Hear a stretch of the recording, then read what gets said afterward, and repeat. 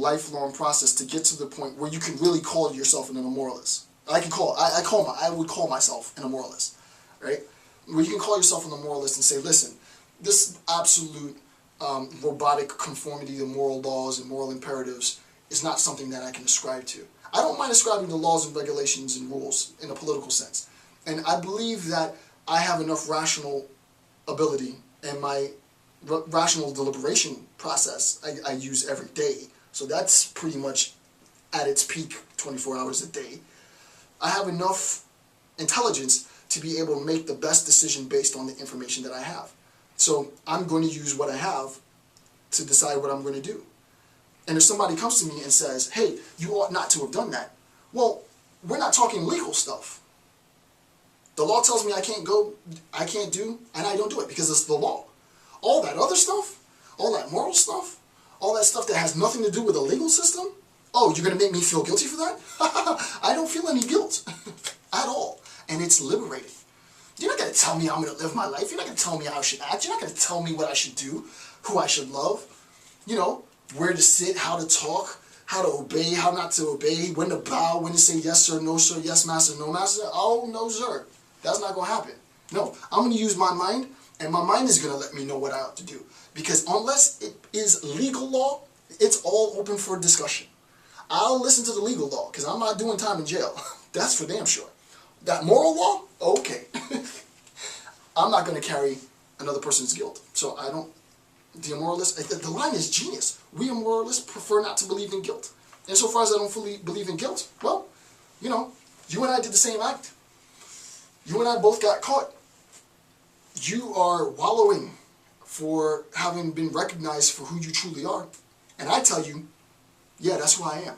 Deal with it. And that's the difference. So, genius. Alright, and then the last bit, sort of a block quote. Obviously, 235 is a good note. A man is seldom characterized by a single action. A man is seldom characterized by a single action. The only caveat I would say is the act of homosexuality, which unfortunately is characterized by a single act, right? Among sort of the general population, if I engage in a single act of homosexual sex with another man, I was in college, I had sex with a dude one time, I'm a homosexual for life. I am now defined. My identity becomes homosexual because of my homosexual act. Rather than saying, no, being homosexual isn't necessarily about, it's not exclusively, right? It's not a sufficient condition. The argument, and this would be a very interesting debate, and I'm sure more people who know more about sort of, and I'm pretty good in LGBTI theory, but I don't know if there is a specific discourse within sort of the theoretical discourse on LGBTI theory proper,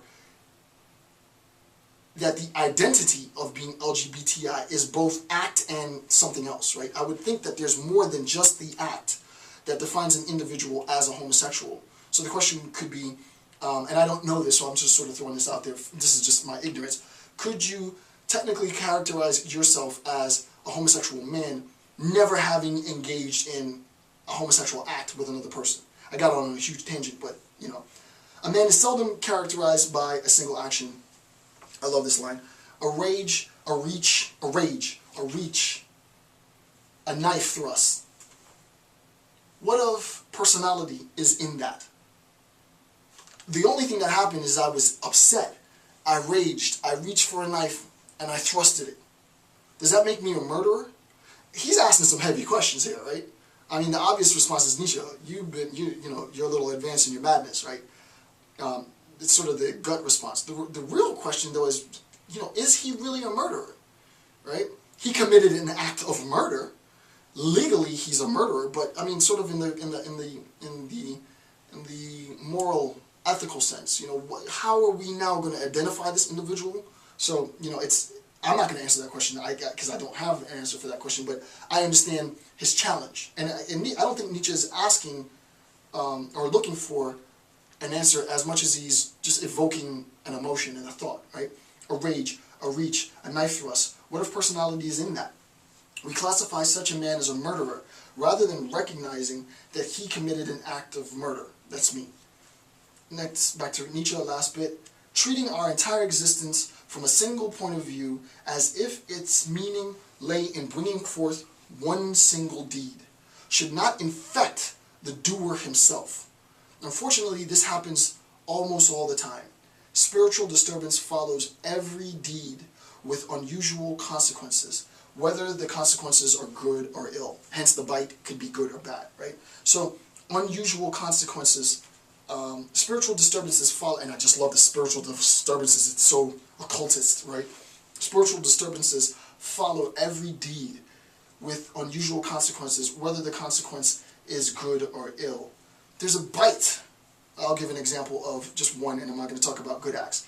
But the whole point of me, and I also don't want to sort of discuss my sort of performative art piece in the bibliophage, but part of the performance in that video, whatever number video that it is, where I ate a page from the book, is to change, is to create a sense of spiritual disturbance, but not in a holistic, and not in a hostile sense, right? It's, you know, okay, obviously this was done for an intent. What could the intent be? And then just, not that I'm going to have this discussion with you guys, I'm not, but just to put it out there, right? It transforms and it changes and it causes, it's not brushing your teeth and walking along a sidewalk, it's not watching a movie and driving a car, it's what he ate a book, but he didn't just eat the book regularly. He's got this sort of series of himself constantly eating. What the hell was that about? I don't know, you tell me. So it's challenging something, right? It's disturbing in a sense, right? And I got some pretty, I got some pretty cool inspiration to do it, and I'm sure it's not going to go over well, but you know, I always want to push a little bit. Last bit, one should never measure an artist by the standards of his work, but Christianity, intended above all to soothe diseased nerves, has no real need for a fearful solution of God on a cross.